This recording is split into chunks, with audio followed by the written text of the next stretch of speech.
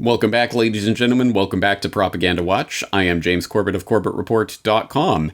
And this week we are going to be talking about, appropriately enough for a series entitled Propaganda Watch, the father of modern-day propaganda, the man who literally wrote the book, Propaganda, Edward Bernays. And I know that's a name that will need no introduction to my regular audience, as they will already be familiar with his life and work from my numerous previous reports on Bernays. But if you are unfamiliar with this name, I would humbly suggest you type the name Bernays, B-E-R-N-A-Y-S, into the Corbett Report search bar, and you'll find a number of reports that I've done on the man and his work in the past. Very long story short, Edward Bernays was the American nephew of Sigmund Freud, and used Freud's psychoanalytical techniques and insights to hone his skills on shaping the public's understanding on a number of issues, mostly for his corporate clients, sometimes for his government clients. So this is a man well practiced in the art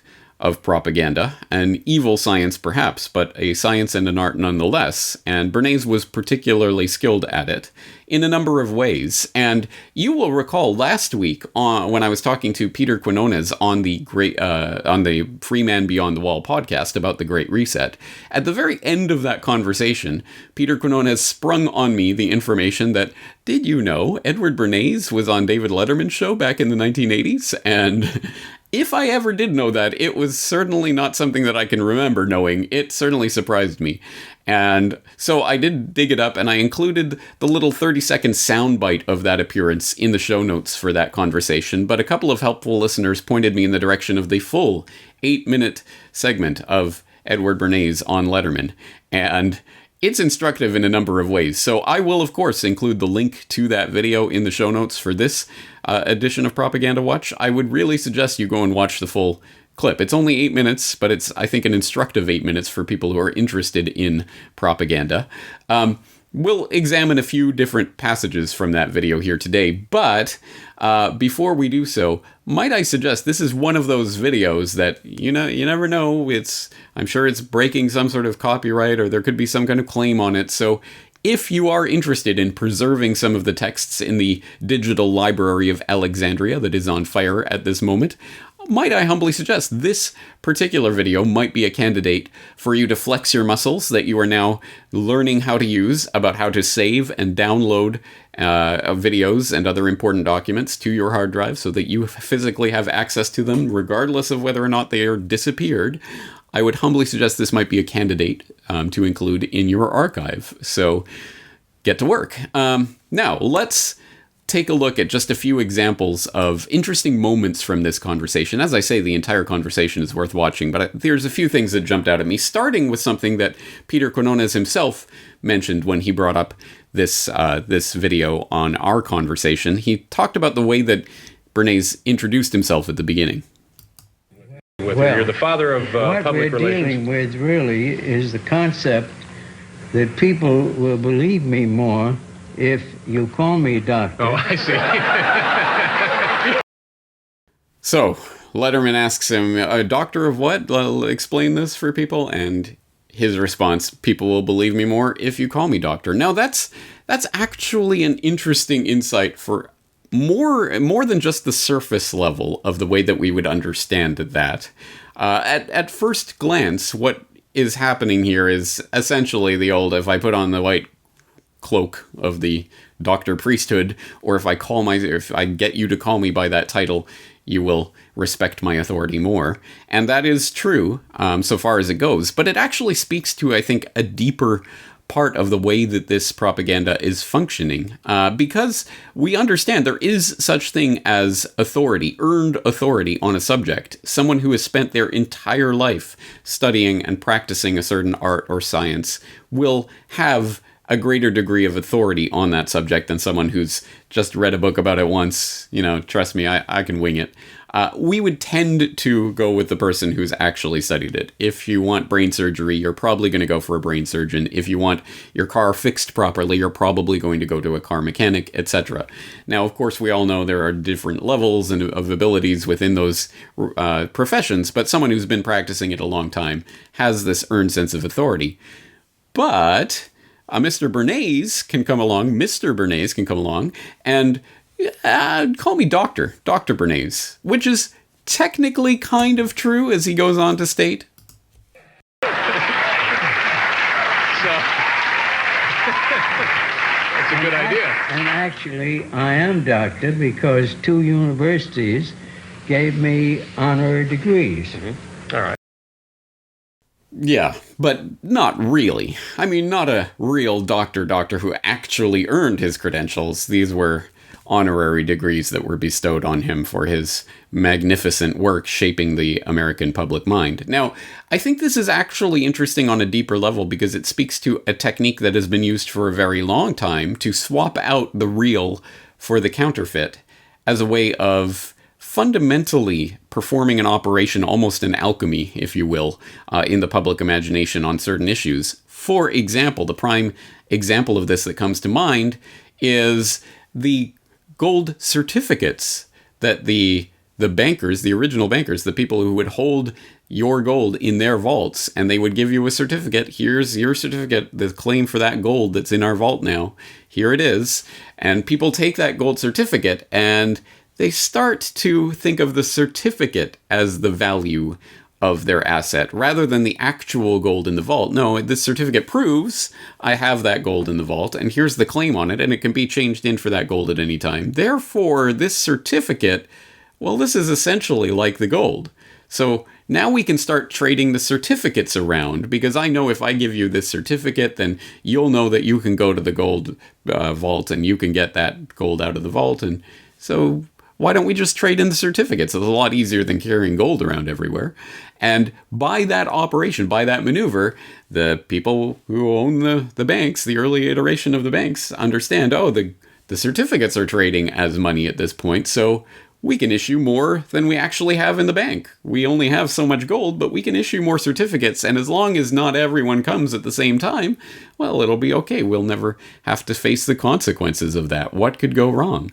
And that's again, the similar type of operation, substituting the counterfeit for the real and getting people to think of the counterfeit as in some sense more real than the real itself. And once that happens, once that switch is flipped, then the public is essentially beholden to the counterfeit. And in this case, it's the counterfeit doctor. It seems like a simple observation, but it actually operates at a much deeper level. And we start to see how this sort of thing comes into play when we start to examine some of the work that Bernays actually did. And as I say, I've done a lot of work on Bernays over the years, so you'll be familiar with some of the stories. Here's a different story that I don't believe I've gone over on the podcast before, about one of his early clients, Procter & Gamble, and how he helped them with their problems with soap. Who were some of your early accounts? Who were clients of yours back in the very beginning? In the very beginning, Procter & Gamble was one of our accounts. Mm-hmm. They had a white floating soap called Ivory soap. Right. That was the selling point. It would actually float in the bathtub or wherever you were bathing, I guess. That's right. And they came to me one day and said that mothers washed the faces of the children, and they hated soap because their eyes were stinging from the soap. And that when people grew up, they wouldn't use any soap, right, because they get conditioned in childhood, according to Freud, my uncle. So you get ahead of yourself, but it's true, your uncle was Sigmund Freud. And so we made a research, made a study, and we found a sculptor, Brenda Putnam, who used soap instead of wax in developing her sculpture. Mm-hmm. And it then occurred to me that if we could develop soap sculpture competitions, I went to a psychologist and he said every child has a creative instinct. I went to a psychologist and he said every child has a creative instinct. Wow, that was money well spent on that psychologist. Wow, thank you for telling me that, doctor. I trust you because you are a psychologist, therefore an authority. I mean, again, think about what he's saying there. And actually that relates to a point that I think we'll make a bit later, but hold on, let's finish this story. Some sculptors to be judges and had soap sculpture competitions for children in different age groups. That would get them accustomed to using the soap. That would get them to love soap. Did it work? Not only accustomed to it. The fascinating thing to me was that after the first year, 22 million children were loving soap, and the sale of soap just went up. Well, if you say so. All right. An interesting story with an interesting payoff at the end there, but let's look over that a little bit, because it tells us some interesting things. First, let's look at the way actually that Edward Bernays described this story in Propaganda, because he does go into a little bit more depth on this story here, where on page 57, he talks about one of the most effective methods is the utilization of the group formation of modern society in order to spread ideas. An example of this is the nationwide competitions for sculpture in ivory soap, open to school children in certain age groups as well as professional sculptors. A sculptor of national reputation found ivory soap an excellent medium for sculpture. The Procter & Gamble company offered a series of prizes for the best sculpture in white soap. The contest was held under the auspices of the Art Center in New York City, an organization of high standing in the art world. School superintendents and teachers throughout the country were glad to encourage the movement as an educational aid for schools. Practice among school children as part of their art courses was stimulated. Contests were held between schools, between school districts, and between cities. Ivory soap was adaptable for sculpturing in the home because mothers saved the shavings and the imperfect efforts for laundry purposes. The work itself was clean. The best pieces are selected from the local competitions for entry in the national contest. And he goes on to describe the contest and the types of entries.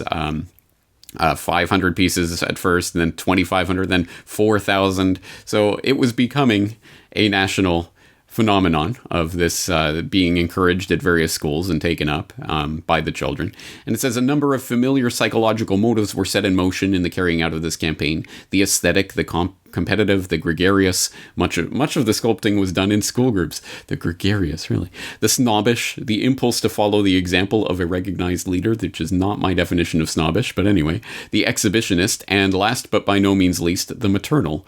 All these motives and group habits were put in concerted motion by the simple machinery of group leadership and authority, as if actuated by the pressure of a button.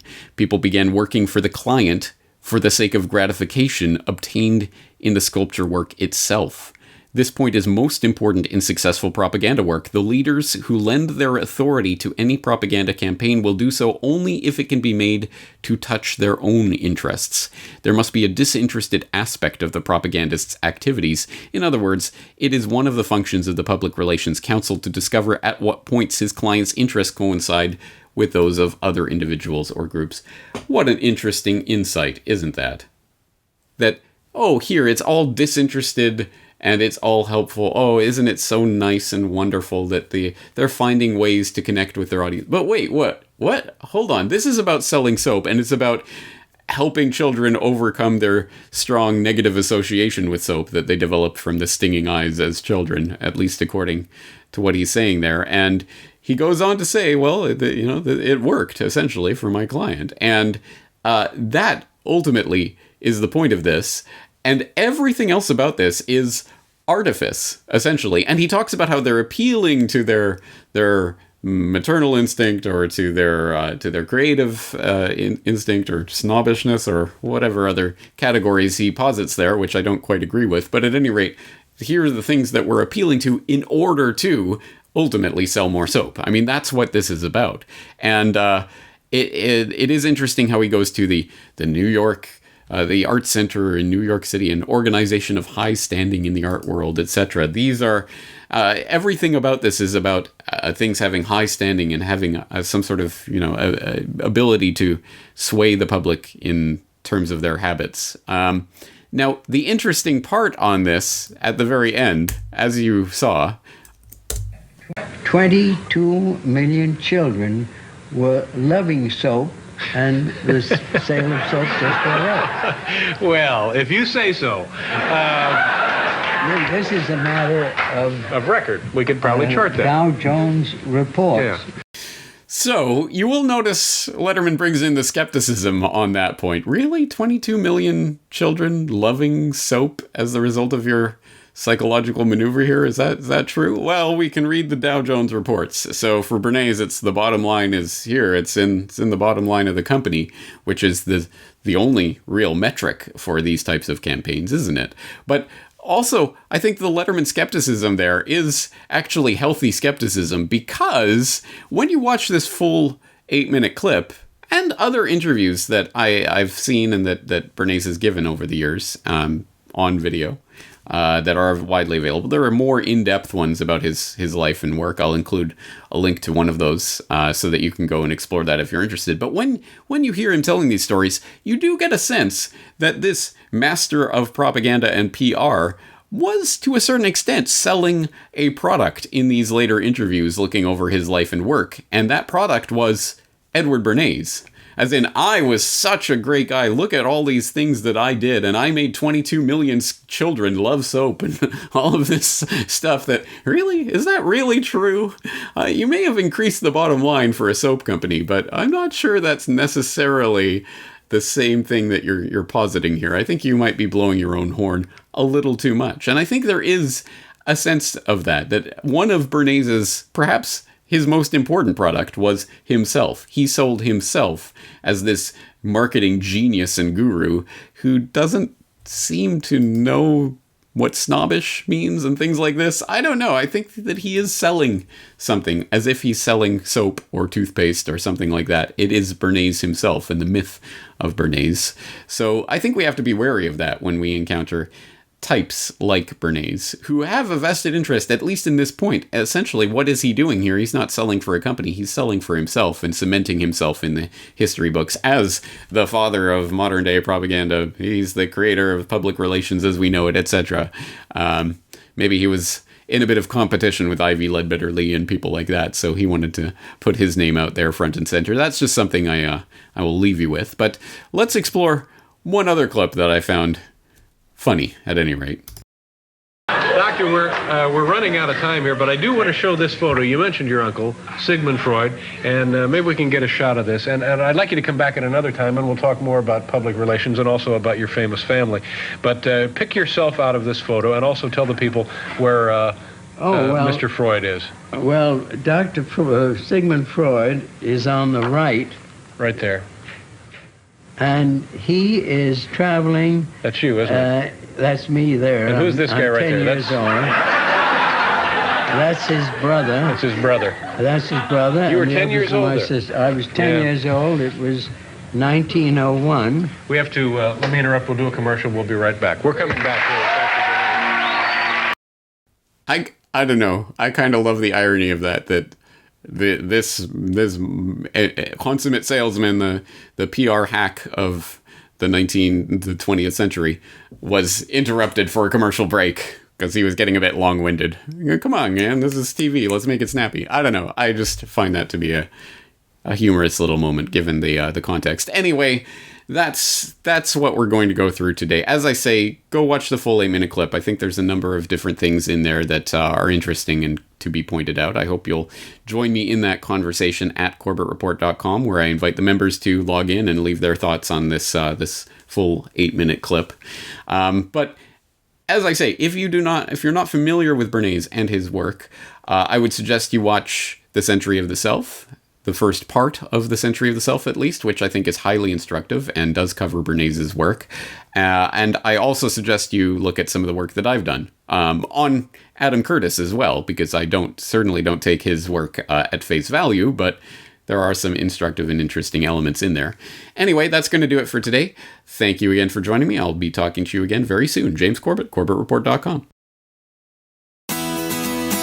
The Corbett Report is brought to you by the Corbett Report subscriber, a weekly newsletter featuring James Corbett's international forecaster editorial, recommended reading and viewing, discounts on Corbett Report DVDs, and once a month, a subscriber-only video. Sign up today to start receiving your copy at corbettreport.com/support.